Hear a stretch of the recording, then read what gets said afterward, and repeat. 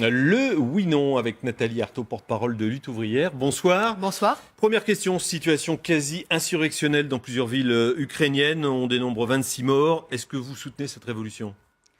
Je dénonce la répression, mais je crois que parler de révolution, c'est un grand mot. Conseil des ministres franco-allemands. Aujourd'hui, parmi les thèmes abordés, la convergence économique et financière et l'harmonisation fiscale. Paris et Berlin sont-ils sur la bonne voie ? Sûrement pas. Le chinois Dongfeng et l'État français rentrent au capital de PSA. Est-ce une bonne nouvelle ? Ni oui ni non. Bon, on développera tout à l'heure. Le pacte de responsabilité est lancé. Le patronat essaye d'en tirer le meilleur parti. Est-ce que vous dites à François Hollande, tenez bon ? Non, sûrement pas. L'aile gauche du PS grogne. Entre le parti de gauche et le PC, il y a un petit peu d'eau dans le gaz. Est-ce que vous appelez un rassemblement de la gauche de la gauche ? Non. On développe tout ça maintenant. Le Conseil franco-allemand, au-delà, l'Allemagne adoptera, on le sait, un salaire minimum.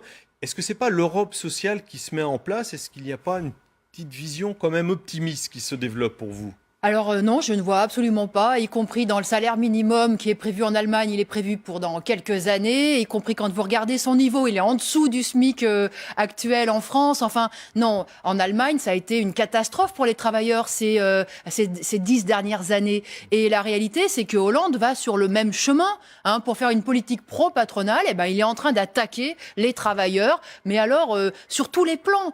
C'est la flexibilité, c'est les salaires, c'est les licenciements à tout va.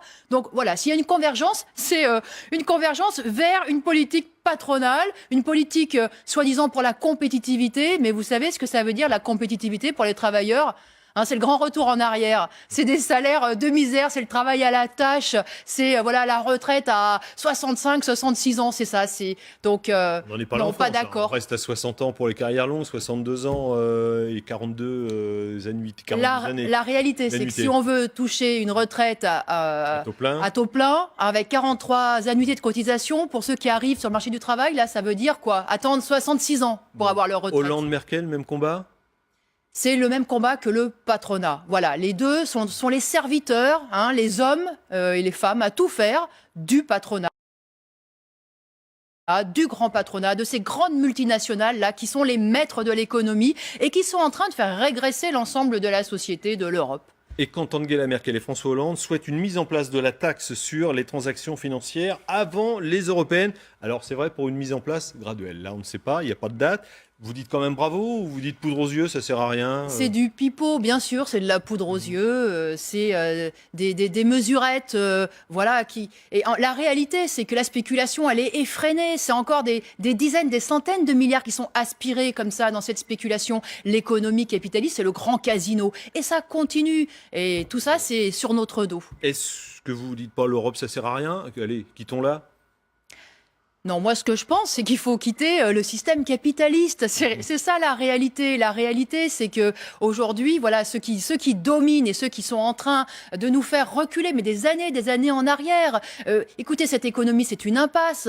Qu'est-ce qu'on nous explique ? Qu'il faut attendre, qu'il faut patienter, que 5 millions de chômeurs, c'est comme ça, c'est la vie. Mais combien de décennies faudra-t-il encore attendre pour avoir le droit de vivre dignement pour les travailleurs, pour les classes populaires ? Donc cette économie-là, c'est ça qu'il faut combattre. Et c'est ceux qui la dominent qu'il faut Un mot combattre. sur la situation en Ukraine. Vous ne parlez pas de révolution en Ukraine. Vous pouvez expliquer votre point de vue ? Non, je dénonce évidemment la répression. Je trouve ça absolument consternant, horrible, bien évidemment. Mais je pense aussi que ceux qui sont aux manettes et ceux qui dominent dans l'opposition, qui se présentent aujourd'hui comme des victimes, ne sont pas non plus des grands démocrates.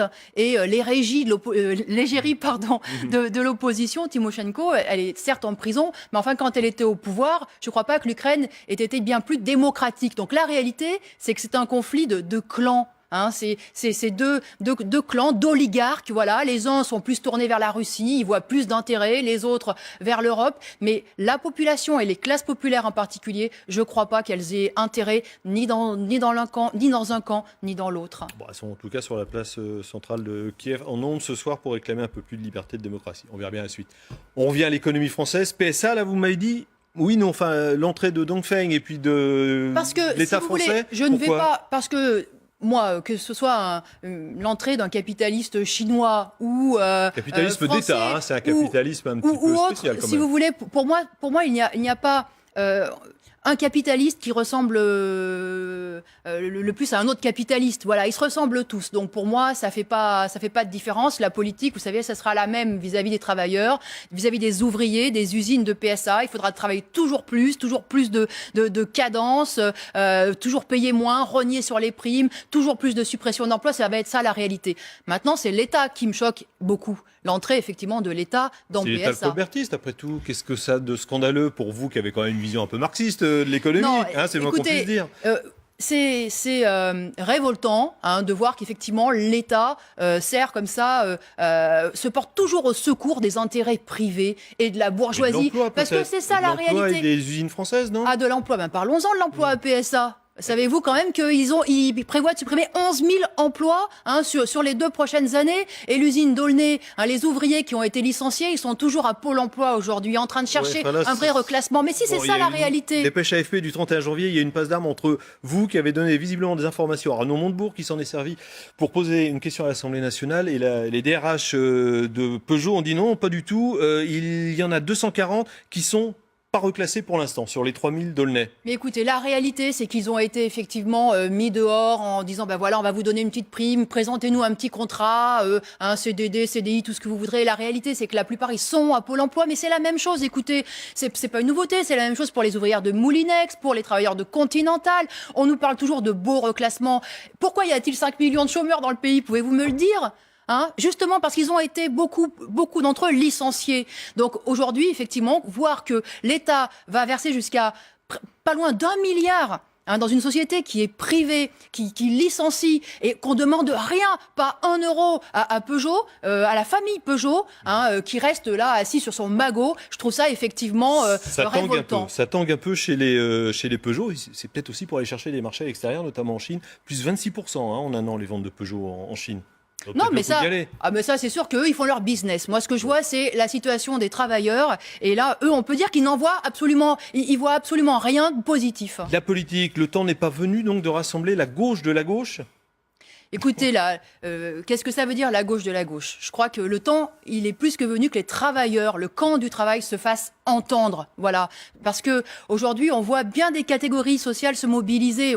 Les patrons montent au créneau sur absolument tout. Alors ça, eux, ils se font entendre, il n'y a pas de problème. D'ailleurs, ils sont reçus à bras ouverts avec ce gouvernement qui est vraiment une façon de se faire entendre, le temps nous est compté, mais une façon de se faire entendre, c'est pas de présenter des listes communes comme ça, l'extrême gauche rassemblée, le NPA, justement, Mélenchon, les communistes, non. Justement, nous, Mélenchon, c'est pas la même politique. Écoutez, il est en train de nous refaire l'histoire de Hollande. Votez pour moi, vous allez voir, moi, je vais faire quelque chose de bien pour vous.